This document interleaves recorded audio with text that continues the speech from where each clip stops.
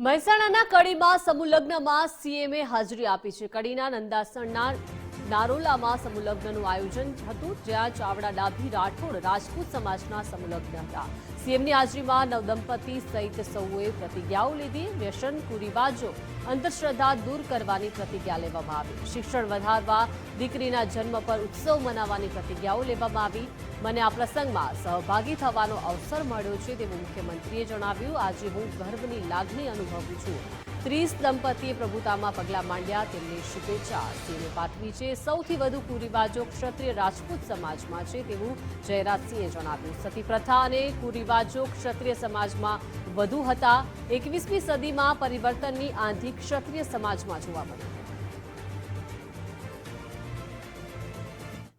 આ સમૂહ લગ્નો દ્વારા ખર્ચા ઘટે એની સાથે સામૂહિક ભાવના ઉત્પન્ન થાય, કુરિવાજો દૂર થાય, અંધશ્રદ્ધા દૂર થાય, એની પ્રતિજ્ઞા પણ આજે મુખ્યમંત્રીશ્રીની ઉપસ્થિતિમાં પ્રતિજ્ઞા પણ લીધી છે અને લેવડાવી પણ છે। આદરણીય મોદી સાહેબનું જે બેટી બચાવો બેટી પઢાઓ અને સેલ્ફી વિથ ડોટર જે અભિયાન હતું, એ અભિયાનને પણ ફરીથી વધુ વેગવંતું થાય એવા આવા જાહેર કાર્યક્રમો દ્વારા, જાહેર મેળાવડો દ્વારા ફરીથી પણ એ વિચાર આગળ વધે એ દિશામાં પ્રયત્નો કરીએ છીએ। જે આજે પ્રતિજ્ઞા જે સીએમ સાહેબે લેવડાવી, બેટી બચાવો અભિયાન, પછી વ્યસન મુક્તિ અભિયાન, તો આપણા જે સર્વ રાજપૂત સમાજના જે ભાઈઓ છે જે વ્યસન તરફ વળી રહ્યા છે, મારી નમ્ર વિનંતી છે કે જો આપણા નારોલા ગામ અમારું નાનું ગામ છે, તો પણ અમે આવડો મોટો જો પ્રસંગ કરી શકતા હોય તો એક તમે સામાન્ય જો એક વ્યસન જો તમે ના છોડી શકતા હોય તો એ વ્યાજબી વસ્તુ નથી।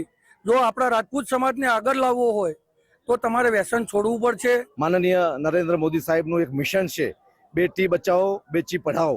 એ અમે આજે સમૂહ લગ્નના દિવસે, લગ્નના પ્રથમ દિવસે એવી સુંદર પ્રતિજ્ઞા આપી કે ભાઈ આપણે બેટી બચાવો અને બેટી પઢાઓ અને નિર્વ્યસની બનો, સમાજમાંથી દૂષણો કુરિવાજો દૂર કરવો, એવી આપણે આજે સીએમ શ્રીની હાજરીમાં પ્રતિજ્ઞા લેવડાવી। એટલે આજે મને આ પ્રસંગમાં સહભાગી થવાનો અવસર મળ્યો છે। મારા માટે પણ ગૌરવની લાગણી હું અનુભવું છું અને એ જ આ સમૂહ લગ્ન માટે આજે કડીમાં 30 દંપતીને પ્રભુતામાં પગલાં પાડી રહ્યા છે।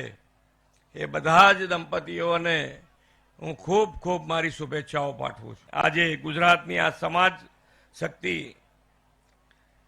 વિકસિત ગુજરાતના નિર્માણથી વિકસિત ભારતના નિર્માણમાં યજ્ઞ યોગદાન આપશે એવો મને વિશ્વાસ છે।